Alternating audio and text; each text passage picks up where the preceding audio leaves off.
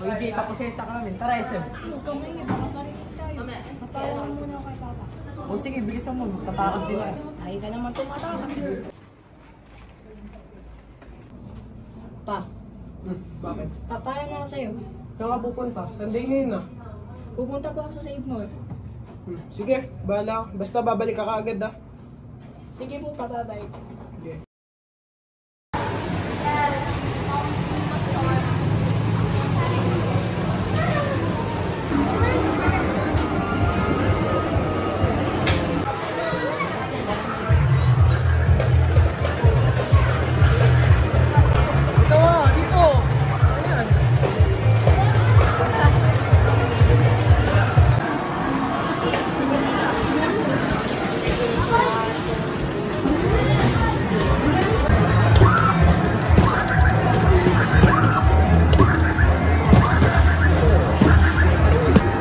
Grabe, di ko kaya lagpasan yan.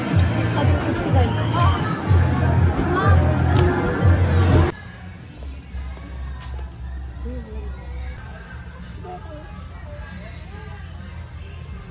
O ano, tara na ba? Tara.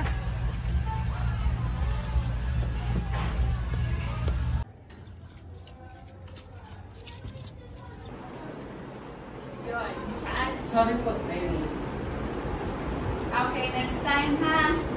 Louis, on time sa seminar. Sit now. Panahong ito, we need to be prepared for the second coming of Jesus Christ. Do your effort to... Tapos alam mo ba, ang cute niya kasi lagi siya.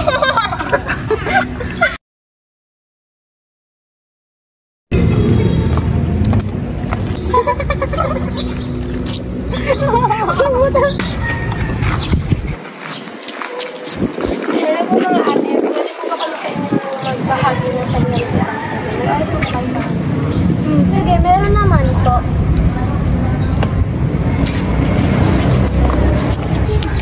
Ako nga po si Sister Blas at ito po ang aking kakompanyan na si Sister Emga at kami po ang Sister Missionaries ng The Church of Jesus Christ of Latter-day Saints.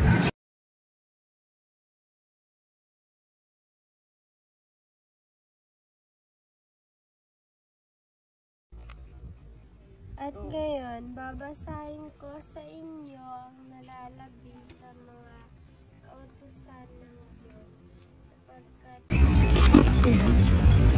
May katanungan po ba kayo sa akin hinahabol?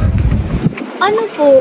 Like, di ba po naturo nyo na po sa amin na about po sa araw ng linggo is araw po ng Sabat, so kailangan din natin po banal. Eh, may nakita po kami sa Save More ng mga brothers na namimili sila, gano'n ay naglalaro. Ano po yun? So, ayun, salamat po sa question, Ate Shaira. Pero katulad na po ng tinuro namin sa inyo, ay may agency po tayo o kalayaang pumili. Member man po o hindi, ay binigyan ng Panginoon ng kalayaang pumili. At nasa kanila na rin po yun kung susundin nila ito o hindi. Kasi alam na po nila ang tama at mali.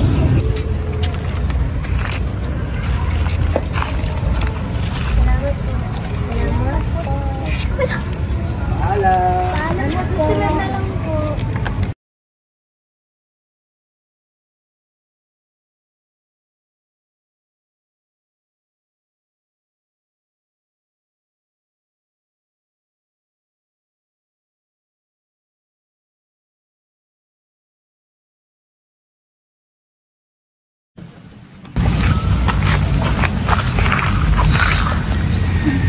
O anak, kamusta naman pag-aaral mo sa seminary? Oo nga, kamusta naman si Sister Jasmine magturo? Okay naman po. Uwe, lagi kang late eh. Huwag kang maingay dyan. Ah, ganun ba? Sige nga, aralin natin ang Come Follow Me for this week. O sige, game na. So, dito. Patuloy ang paggawa ni Justin ng mga bagay na hindi kaaya-aya. Patuloy ang pagsisinungaling at paggawa ng mga gawain na hindi naman tama sa mata ng Panginoon. Isang araw, nakita si Justin mismo ng kanyang ina na hindi sumusunod sa mga kautusan. Dahil dito, nagalit ang nanay at tatay ni Justin na naging sanhi para sa kanya na mag-isip-isip sa mga aksyon na ginawa niya. Malapit na sila Justin sa kanilang paaralan nang bigla itong nasagasaan ng isang kotse na mabilis ang maneho. Naging sanhi ito para kay Justin na ma-ospital sa loob ng 2 buwan. Sa kadahilan ng walang mapagtuon ng pansin, naisipan niyang simulan na basahin muli ang Aklat ni Mormon. Dahil dito, nag-iba ang takbo sa isip ni Justin.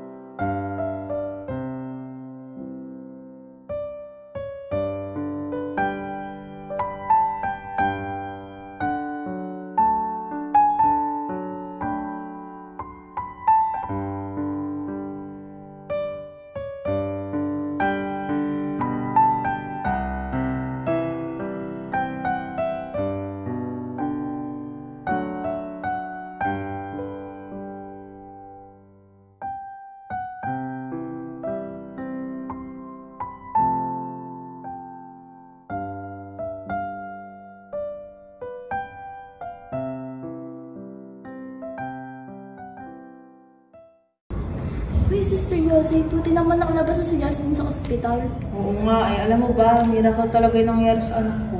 Oo nga, lalo pa nalalaman mo nung nakaraan kung ano na pang pinagagawa niya. Alam mo ba, sabi niya sa akin may desire daw siya mag-serve ng mission. Sana yung deserve niya na yun magtagal.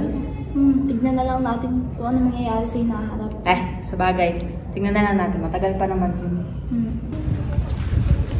Oh anak, ngayon alis mo. Ready ka na ba? Opo. Kuya, magpapakabait ka sa akin namin. Oo nga, tara na, magka-traffic pa tayo. Uy, AJ, malapit ka na rin mag-MPC. Sa akin, hindi tayo magkasabay. Oo nga eh, pero okay lang at least parang sa mag-serve. Uy, parang dati nang tumataas tayo sa klase.